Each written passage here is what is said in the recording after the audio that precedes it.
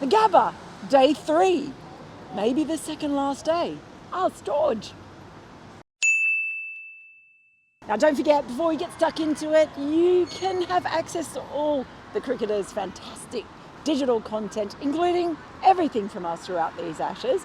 So make sure that you head on in, click on the link. You'll see it in the description on this video and everywhere else around the website. Just click £1. on it, subscribe. £1 a month. How much? At the moment. £1. How much? $2. Do it. Ben Rid. Easy for you to say. Ben Rigby asks, Hello, Ben. is there time to find some dodgy passports and fly Hope, Greaves and Roach out to bat for England? There's no room for hope for England, is there? Come on now. That's a throwdown. Move on. Neil Varani asks, is Steve Finn the only English cricketer to enhance his reputation this Ashes? Oh, sorry, what's he done? Been commentating. I think Ben Folkes has had a really good game.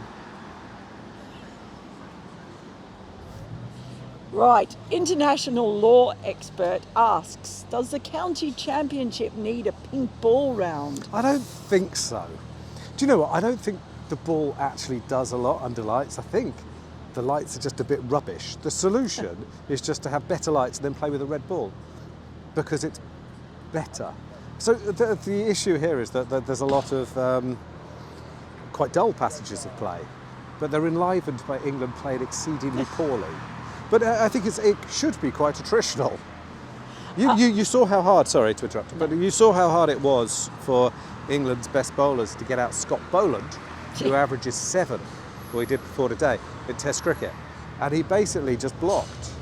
And I think that shows what can be done, or what can be done if you're not an England batter. Amazingly, Mitchell Starc showed the perfect way to play a pink ball test. No, he's doing brilliantly. Yeah. Right? Yeah. And the way he batted, it was like, he was the puppet master and he had the game on it. It's like, okay. But and Boland. Well, I was about to say, and then Boland and Dogger, don't forget, really important at the end there, because what they did is they didn't go, let's just belt the ball around and get back in there and come back out. They realised Starc had been out there for a long time. He faced more balls than any other player other than Joe Root, basically. And they batted for half an hour after Starc got out. The question was about county cricket. Oh, yeah, sorry. No, I don't think so. We had a red hot go doing that, a red pink go doing it, and it was really, really, really boring. Sometimes I wake up at night and I'm still watching Andy Ameed get his 100. That's a bit creepy. Does Andy Mead know that you wake up at night still watching? James Anderson played in that game, and Andrew Ameed got 100 in, I don't want to exaggerate, but it was about 1,007 years. I'm just wondering, I mean, the Kookaburra was so popular. Jimmy Anderson wasn't even born when that innings started.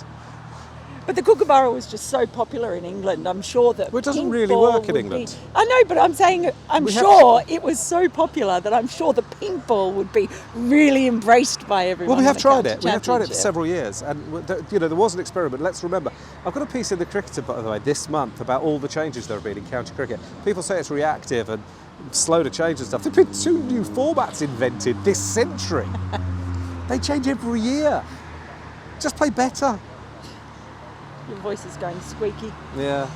Sheffield Outlaw asks, Sheffield Outlaw. Is a lack of patience the fundamental issue with England's batting? It's a key issue, yeah, but where does that come from? I mean, you're right, that is a key issue, but where does that come from? And I think it comes from, to some extent, a certain amount of hubris, but I also think there's quite poor technical skills. I've written about this today. I don't think that the modern England coaches intervene technically, and I think they should. I think you've seen Ollie Pope today out with a basic technical flaw, and a really good coach would say, here's a problem, here's a potential solution, let's drill it. But the modern coach says, I believe in you, let's go and play golf, what are you having to drink? And maybe puts a few songs on their playlist. And I think, as I've said in my piece today, I think this is the logic of encouraging a toddler to believe themselves as they learn to cross the road. You need, I'll say this so many times, it's competence that really breeds confidence. Otherwise, it's hollow and hubristic. So Are they impatient? Yes, they are. Why are they impatient? Because they don't trust their defensive techniques, partly. And also because they've got a cheerleader in the dressing room saying, go out and smash it, boys. And quite a lot of cheerleaders watching as well. Ben Peisler, I hope I said that right, Ben. Well, you've got the Ben bit right, I expect. Will England ever win another test match in Australia? Feels like these two are the best opportunities you're ever likely to get. Yeah, well, they're great opportunities. You're right, Ben. And, this game isn't over. We've seen amazing things happen in cricket. But you would think that Australia will get stronger throughout the series. As you know, players like Cummins, possibly Hazelwood, certainly Lyon return. And England don't have those sorts of reserves. So you raise a really good point. If not now, then when? David Thomas asks, given Jamie Smith's performance in the 5th against India and now in the 2 tests here, is he struggling with the pressure of test cricket? I think it's an interesting question. I thought at the end of the summer he was tired physically. I think he has been plucked out of county cricket quite early, and maybe before he really knows his game. What Australia have done brilliantly, and I know some people think, and you're probably right actually, that I haven't given Australia enough praise in this series, but what Australia have done brilliantly is identify a technical flaw there with the bat, in that he plants his front foot and he is vulnerable against the ball that dips in, nips back in, either off the seam or in the air. I hadn't seen that before this series. It's definitely there. In terms of his keeping, he was learning his trade. I think he was over-promoted as a keeper. And it worries me that it will damage his career. There's nothing against Jamie Smith. There's nothing wrong with Jamie Smith as a person or a very talented young player. I think England are always looking for the get-rich-quick solution. And they actually have to, who's had a brilliant game. You could argue that one of the players of the match, Mitchell Stark's nailing it, isn't he? But Alex Carey's nailing it as well. Yeah. I mean, he's doing absolutely brilliantly. If only England had an absolutely world-class wicketkeeper batter. Oh yes, Ben Folkes. Do you know what? And when you talk about someone who, without the experience of a Ben Folkes like Jamie Smith, it has been pretty difficult for him as far as the Australian 12th man, if you like, in the crowd. Like, they have absolutely hammered Jamie I wouldn't know Smith. whether he'd be able to hear that. Well, I don't know if they do or not. Geez, it would be hard because they have absolutely hammered him. So, Geez, a lot of people get thrown out here. Yeah. They're quite tough with them.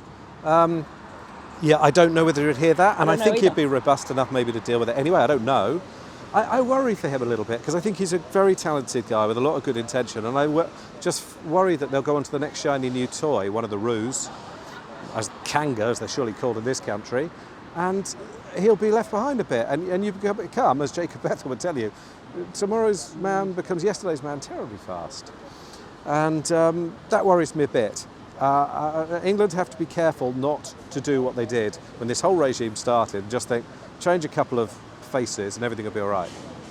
More basic than that. Lovely Orient asks, what is the fundamental difference between the two sides? A combination of fitness, preparation and concentration? Or are Australia just more talented?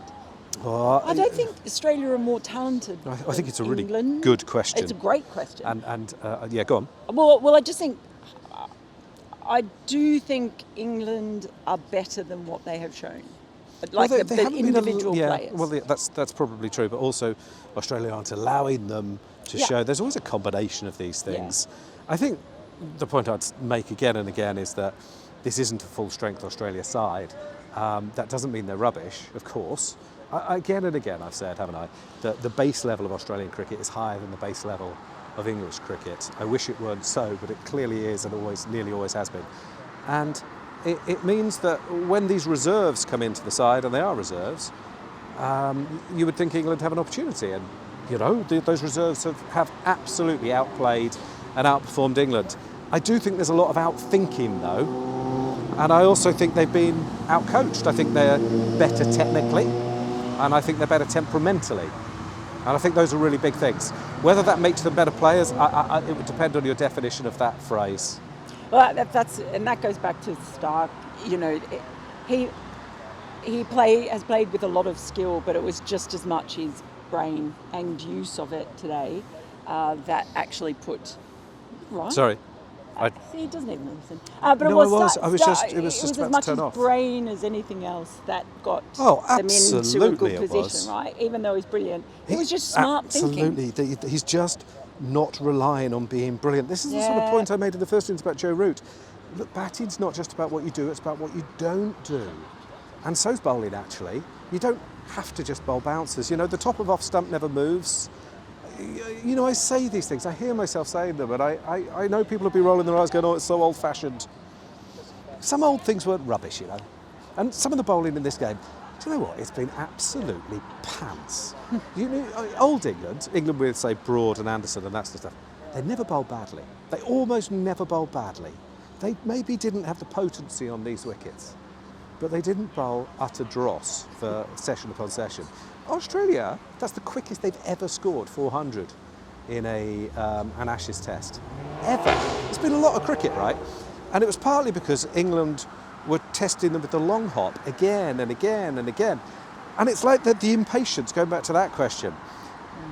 Bowl the top of off. Have a field to trouble the batter, to ask them to try and hit over it. Bore them out.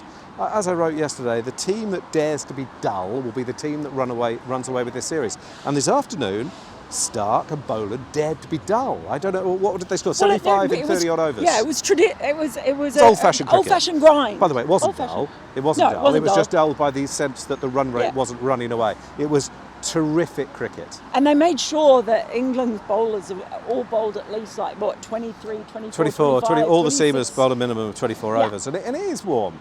And they maybe don't have the overs in the legs. Look, it hurt. It really hurt England in lots of ways. And that's another underrated method, isn't it? Wear the buggers out in the field and then make them bat against under lights. It's not bloody rocket science, this stuff. There you are. You see? It is rocket. You see? You have to hold up a very, very ugly potato against it. And off it goes. Okay. Nicholas Ward asks, it's harder than it looks. Are this England team prepared to compete? The Australians all contributed because they want to win. Can England even do that? I actually think that. I think we've kind of answered that already, actually. But I do think it's a fair question. It's very frustrating that England would obviously say, oh, they want it, they're desperate. But they don't want it enough to show a bit of discipline, to show a bit of restraint, to think.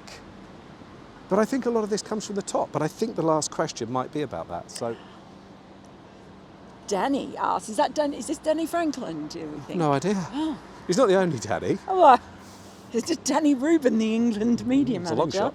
Danny Boy. Danny asks, if you could ask Rob Key one question today, and it seems like he hasn't done any interviews or tour, what would you ask him?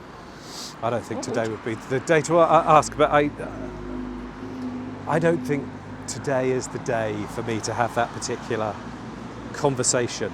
I think that I suspect the iceberg has been hit, and I suspect we're now talking about who gets in the lifeboats. I suspect that all the officers go down with the ship. There is another tortured metaphor for you. You started off earlier talking about Let's not go crocodiles and beef and antelopes, and now we're on the Titanic. Yeah, well, that bit would have been cut, so don't worry about that. You said it. Yeah, so I think that, look, I don't want to be repetitive, and I also don't want to go too early. That's a first. I'm not talking about my sex life. Oh, please not. Ew. If only. Anyway, what the hell were we talking about on that bombshell? No, look, I think it's important that we don't overreact and go too early, but also I don't want to be repetitive, but I think there's been quite a lot of bluster and myth and hubris around this regime for a while, and you know I do, because I've been saying this for a couple of years. But each time I say it, someone will say, you know, Stuart Broad corrected me, didn't he, in India, and said, Brendan McCullum makes these guys feel 10 foot tall. I don't want them to feel 10 foot tall. I want them to have just a little bit of humility to work on their technical flaws. I want them to understand that they're about to lose 3 in a row, that they actually haven't beaten Australia or India at home, and they're probably going to lose to both of them away, that they're not actually that good. I don't want them to feel 10 foot tall. They're 5'6", 6'2". I want them to know what they are and work on their abilities and be better. I want them to win. not just talk this hubristic game that we've heard for the last couple of years. The empire is very, very close to crumbling away, but now is not the day to say what I've just said. There'll be plenty of time for that. I think we've got a fair few spare days coming up, eh? But you know, it's an amazing game, and you never know. Never know. Ben Stokes is still there. He's an incredible cricketer. He could turn it around, but it wouldn't change the fundamental problems. It wouldn't. You can't still be at the stage where you're relying on a Ben Stokes miracle to bail England out. And that seems to be the default position of England teams actually over a few years, not just in this regime, previous ones as well. And that's okay. He's an amazing cricketer. These things will happen, but it's asking too much of him. And I don't think they've made any progress personally, and I don't think results will show that either.